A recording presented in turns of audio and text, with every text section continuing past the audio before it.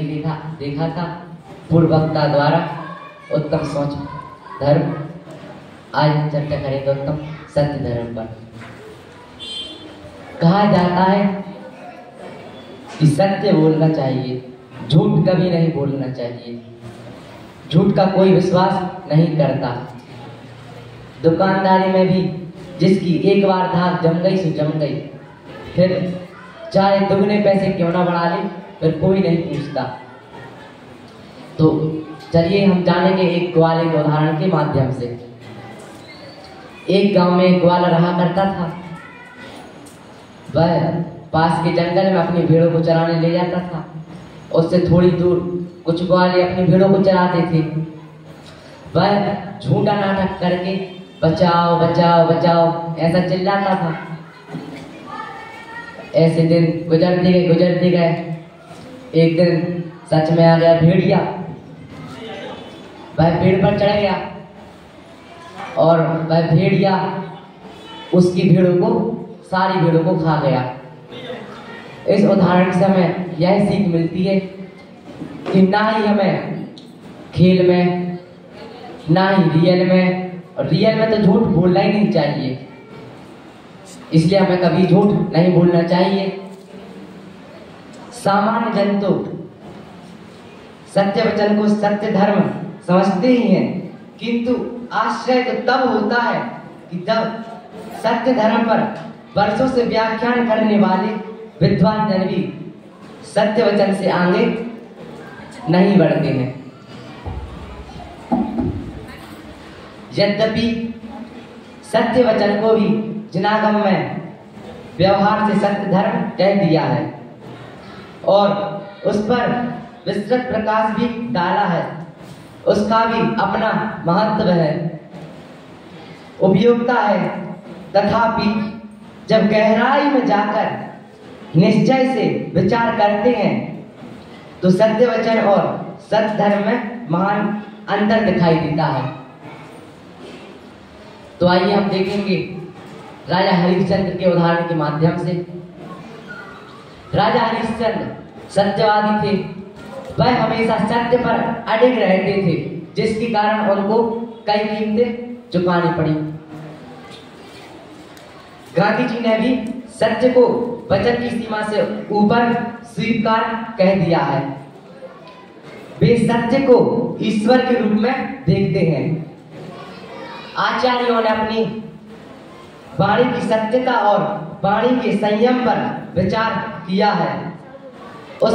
उसे सत्य धर्म से अलग ही रखा है। वाणी की सत्यता और वाणी के संयम को जीवन में उतारने के लिए उन्होंने उसे 4 स्थानों पर बांधा है: सत्यानुव्रत, सत्यानुव्रत, सत्य महाव्रत, भाषा समिति और वचन मुक्ति। मुख्य रूप से स्थूल झूठ नहीं बोलना क्या है?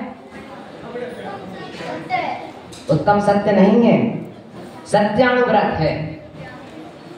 मुख्य रूप से स्थूल झूठ नहीं बोलना यह सत्यानुव्रत है। वाणी की सत्यता और वाणी के संयम में जीवन को उतारने के लिए बोलना, सूच भी झूठ नहीं बोलना, सदा सत्य ही बोलना, यह सत्य महाव्रत है। सत्य भी कठोर, अप्रिय, असीमित बोलकर हितमित एवं प्रिय वचन बोलना यह भाषा समिति है। और बिल्कुल नहीं बोलना यह वचन मुक्ति है। क्या है? हाँ, इस प्रकार हम देखते हैं कि जिनागम में वचन को सत्य एवं संयमित रखने के लिए उसे 4 स्थानों पर प्रवर्तित किया है। तात्पर्य यह है कि यदि बिना बोले चले जावे तो बोलो ही मत,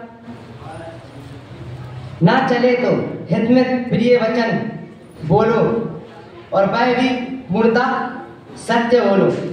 यदि सूक्ष्म असत्य से ना बच सको तो इस स्थूल असत्य तो कभी ना हो। यहाँ वचन को अस्ति और नास्ति दोनों ओर से पकड़ लिया है। सत्यानुव्रत, सत्य महाव्रत और भाषा समिति में क्या बोले और क्या नहीं बोले, कैसे बोले रूप में अस्थि तथा वचन गुप्ती में बोले ही नहीं, मौन के रूप में नास्ति। नास्ति को ले लिया है।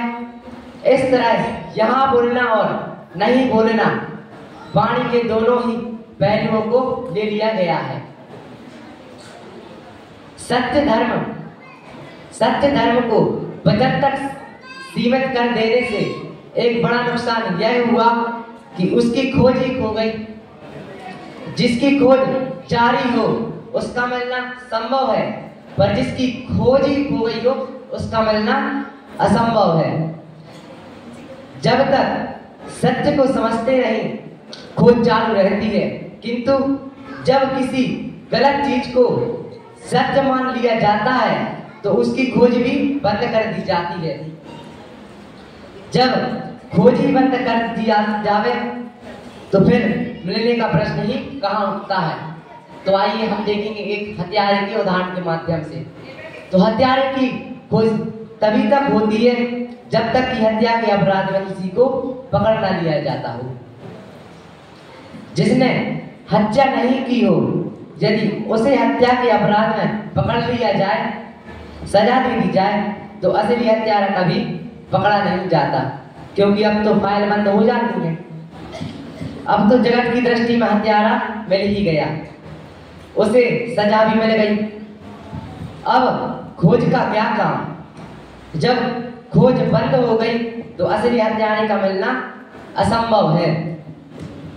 इसी प्रकार जब सत्य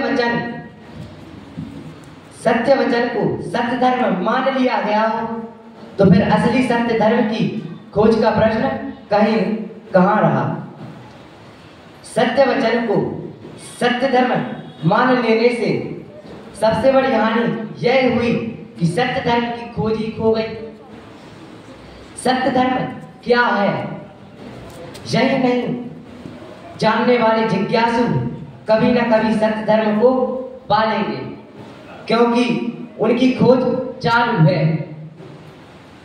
पर सत्य वचन को ही सत्य धर्म मानकर बैठे जाने वालों को सत्य पाना असंभव है। अनुव्रत ग्रस्तों के होते हैं, मुनियों के नहीं। महाव्रत मुनियों के होते हैं, ग्रस्तों के नहीं। इसी प्रकार भाषा समिति और वचन गुप्ती मुनियों के होते हैं, ग्रस्तों के नहीं। अनुव्रत, महाव्रत, गुप्ती और समिति ग्रस्तों और मुनियों के होते हैं, सिद्धों के नहीं। अभिरत सम्यक दृष्टियों को भी नहीं, जबकि उत्तम समाधि 10 धर्म अपनी अपनी भूमिका अनुसार अभिरत सम्यक दृष्टियों से लेकर सिद्ध तक पाए जाते हैं। पाणी पुद्गल की पर्याय है और सत्य है आत्मा का धर्म। क्या कहा? पाणी पुद्गल की पर्याय है और सत्य है आत्मा का धर्म। आत्मा का धर्म आत्मा में रहता है, शरीर और वाणी में नहीं। जो आत्मा के धर्म है उनका संपूर्ण धर्मों में, सिद्धों में होना अनिवार्य है। उत्तम समाधि 10 धर्म जिनमें सत्य धर्म भी शामिल है, सिद्धों में विद्यमान है, पर उनके सत्य वचन नहीं है। अतः सिद्ध होता है कि निश्चय से सत्य वचन सत्य धर्म नहीं है। यहाँ एक प्रश्न संभव है कि क्या अनुव्रत महाव्रत धर्म नहीं है? क्या समिति गुप्ती धर्म नहीं है? अनुव्रत और महाव्रतों को आचार्य उमा स्वामी ने तत्वार सूत्र में आश्रय अधिकार में लिया है। यद्यपि उन्हें कहीं कहीं उपचार से धर्म कहा है, पर जो आश्रय हो, बंध के कारण हो, उन्हें निश्चय से धर्म संज्ञा कैसे हो सकती है? गुप्ती समिति उत्तम सत्य धर्म नहीं है। तात्पर्य यह है कि जिस उत्तम सत्य धर्म की चर्चा यहाँ चल रही है, गुप्ती समिति वह धर्म नहीं है। ध्यान देने योग्य बात यह है कि गुप्ती समिति आदि के अतिरिक्त प्रथम रूप में 10 धर्मों की चर्चा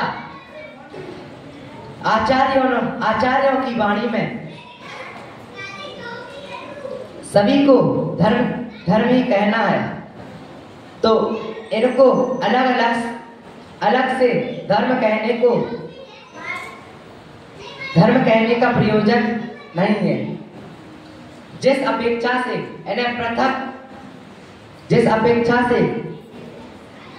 पृथक धर्म कहा है, उसी अपेक्षा से मैं कहना चाहूंगा कि वे सब इन 10 धर्मों में कोई धर्म नहीं है, अथवा जिसकी चर्चा चल रही है वह सत्य धर्म वे नहीं है। अधिक स्पष्ट कहूं तो निश्चय से वचन का सत्य धर्म से कोई वास्ता नहीं है, क्योंकि अणुव्रतियों और महाव्रतियों का सत्य बोलना सत्यानुव्रत और सत्य महाव्रत में जाएगा। हित में प्रिय बोलना भाषा समिति में तथा नहीं बोलना वचन गुप्ती में सामायिक हो जाएगा। अब वचन की ऐसी कोई स्थिति शेष नहीं रही जिससे सत्य धर्म में डाला जाए। यदि सत्य बोलने को सत्य धर्म माने तो सिद्ध भगवानों को सत्य धर्म नहीं रहेगा, क्योंकि वे सत्य नहीं बोलते, वे बोलते ही नहीं, फिर सत्य और झूठ का प्रश्न ही कहाँ उठता है। क्या सत्य धर्म के धारी को बोलना जरूरी है? क्या जीवन भर मौन रहने वाला सत्य धर्म का धारी नहीं हो सकता? इससे बचने के लिए यह कहा जाए कि वे सत्य तो नहीं बोलते पर झूठ भी तो नहीं बोलते, अतः उनके सत्य धर्म नहीं है। आइए हम जानेंगे एक ऋषि मुनि के उदाहरण के माध्यम से। एक जंगल में एक ऋषि मुनि विचरण कर रहे थे, तभी एक कसाई एक गाय को पीछे से चाकू लेकर दौड़ा रहा था। उस कसाई ने ऋषि मुनि से पूछा, ऋषि मुनि आपने उस गाय को दिया कौन सी तरफ गए? मगर ऋषि मुनि तो तभी समझ गए कि जब वह गाय को दौड़ा रहा था, चाकू हाथ में चाकू था उसके, वह तभी समझ गए थे। और ऋषि मुनि ने कह दिया वह गाय इस तरफ नहीं गई, इस तरफ गई है, इस तरफ गई है, तो जिसके कारण उस गाय की जान बच गई। अर्थात उनके द्वारा कहा गया झूठ नहीं रहा, क्योंकि सत्य को बोलने से पहले सत्य समझना आवश्यक है। तो फिर सत्य बोलना सत्य धर्म नहीं रहा, बल्कि झूठ नहीं बोलना सत्य धर्म हुआ। पर यह बात भी तर्क की तुलना पर सही नहीं है, क्योंकि यदि झूठ नहीं बोलने को सत्य धर्म माने तो फिर वचन व्यवहार से रहित एक इंद्रिय जीवों को सत्य धर्म का धारी मानना होगा, क्योंकि कभी झूठ नहीं बोलते। जब वे झूठ नहीं बोल जब वे बोलते ही नहीं तो प्रश्न कहाँ उठता है। इस प्रकार हम देखते हैं कि ना तो सत्य बोलना ही सत्य धर्म है और ना ही झूठ बोलना। तो चलिए हम जानेंगे एक कहानी के माध्यम से।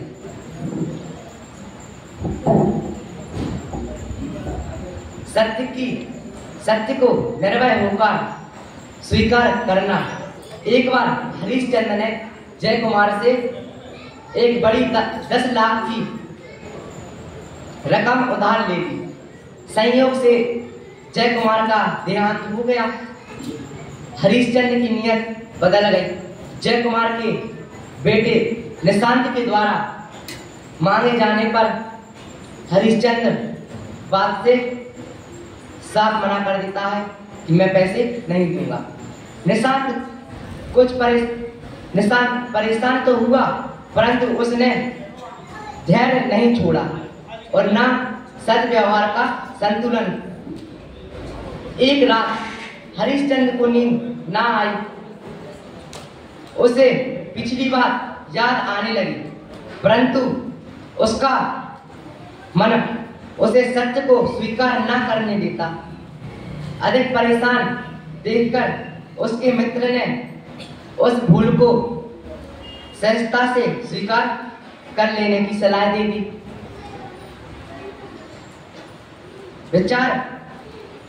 विचारने पर हरिश्चंद्र को भी यही मार्ग उचित लगा।